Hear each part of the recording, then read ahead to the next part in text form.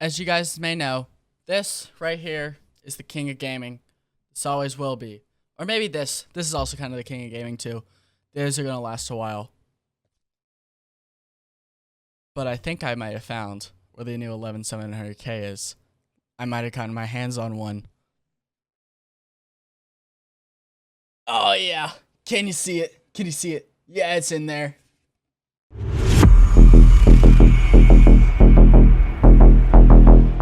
Hey guys, what's going on? It's Chamber here. Welcome back to another YouTube video. Now today, we're going to be talking about basically one of the biggest letdowns in tech history, especially in the past couple years, since FX, 11th gen Intel, Rocket Lake. It's terrible. Now, I think a lot of you guys have already seen maybe non-tech got their hands on an 11700K retail. They're not very hard to get. I mean, if you just look on them, especially if you're in Europe, you can easily get one. They're terrible, though. I wouldn't recommend them at all. We're going to talk about this. So I'm on the non-tech article. I will link this down below in the description for you guys. I don't really care about any of this. We're just going to look at power consumption. This is what I was very much interested in. This was, so in, what are we looking at in the first part? So this is, let's look at V-Ray, just because, you know, that can be pretty good. So first of all, it's easily pulling 225 watts with a maximum of 81 degrees Celsius. I mean, obviously, we don't know the auto voltage on these CPUs. I feel like 10900Ks will average about 1.1, 1.2. If you're not overclocked, I don't really know. I always overclock my chips. Maybe it actually says, all right. So, and then in AVX 512, that thing's maxing out at 290 watts. That's a lot of voltage right there. I mean, and then also, it's maxing out 104 degrees Celsius. That means it is, it's obviously downclocking. Peak power draw, 291. So, if you care about your power bill, just get another chip. But obviously, when we're talking about this amount of wattage right here, I mean, first of all, if you're really going for, what's the most efficient, I need to spend the least amount of money, then you're not caring really about max performance. If so, just get a laptop. I'm not even gonna look at most of these benchmarks. Also, encoding actually can be kind of cool. Let's see. Do they have anything about so like 7-zip? That can be cool, especially 7-zip actually is a lot better whenever you have faster stuff. There's nothing about like OBS. Cinebench. You know, I hate Cinebench. A lot of people know that. Yeah. Cinebench multi-thread 2254. I got about 2500. I'll actually check right now for you guys. Let's run a Cinebench score. I have some other stuff open in the background. Obviously, that could affect the benchmark scores. A lot of things affect these benchmark scores. These can also be very variable. That's why I don't like Cinebench as a benchmark. Obviously, I will run all these benchmarks and just compare them to you guys. 2765. I just closed the article. Good job. 2254. So let's see, what is that? 2765 divided by 2254. It's a 22% increase. Mine is overclocked. That's important to say. I have 5.2 gigahertz on the core, 5 gigahertz on the ring. Most important though, these chips may overclock. This chip was not overclocked. I believe, so someone I know who has a chip can get 5 gigahertz maximum on this chip at 3733 RAM.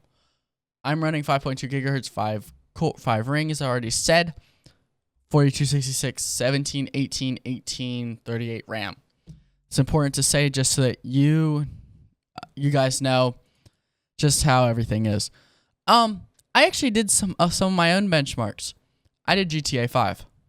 Now, I did this because they use the exact same graphics card I have. I'm using a 2080 Ti XT Ultra. They're using a 2080 Ti Founders Edition. Now, does that give me an edge? Slightly. But is it going to be is it going to be close? Yes. But these numbers are way higher than this. So we're going to go to my documents. 3D Mark, no, not 3D Mark. Rockstar GTA 5 benchmarks. Let's open up the 720p low, because that's 720p low is true CPU bound. So we're going to compare 720p low average FPS. This is averaging 176.2. I was averaging 177. And then for the 95th percentile, I actually just did the lows. I got 146. I actually have, like, I don't understand this benchmark. If you do, maybe leave it down below in the comments. 720p low. Maybe there was stuff in the background that could have been affecting this. I don't know. But I did beat the 11700K. All right, so I did the math. My lows are actually way lower, like 20%. I have no idea what caused that. Maybe something I messed up with the benchmark, obviously. We're not gonna talk about the average lows for 720p. If you do, just say maybe you'll get higher frame times. It doesn't know. Wait for full benchmarks. Obviously, wait for other games you actually may play. Wait for like Warzone FPS and stuff. But so with 720p low average FPS, the 11700K got 176. I got 187. That's a 6.1% increase. So 6.1% more FPS. That's a very good amount. Just remember what I said earlier. 720p is where all of your CPU gains are. You're going to be basically CPU bound at 720p, especially at all low settings. But now let's go to 1080p. 1080p is the most common resolution. That's what this monitor is I'm using. That's what both my monitors are. I always game on 1080p, sorry. So let's compare those. 1080p max. So these are maxed out settings. Now this is definitely GPU bound, but you are going to still see a increase. So for the 11700K, we went from an average low FPS on the 11700K of 63.1 FPS, 82.7, 3.1%. And now think about those numbers. When you're getting from 60 FPS to 80 FPS, that's a big difference. I mean, if you've ever tried a 60 hertz monitor and then you tried a 75 hertz, there is a difference. It does feel smoother. So yes, this is an increase there. Just because the numbers don't say, may not be like, oh, it's like 6%, 10%, 3% is still a good amount, especially when you look at the number difference. That's about 19 FPS. Now, average FPS, you're getting from 94 FPS to 126. Once again, that's a 3.4%. But when you're getting another 30 FPS, that's insane. I mean, imagine going from playing Warzone at 90 FPS to playing at 130. No, 120. That's going to feel a lot smoother, right? So, obviously, think about that, basically. That's what I'm going to say. And I want to talk about the real tragedy with the 11700K.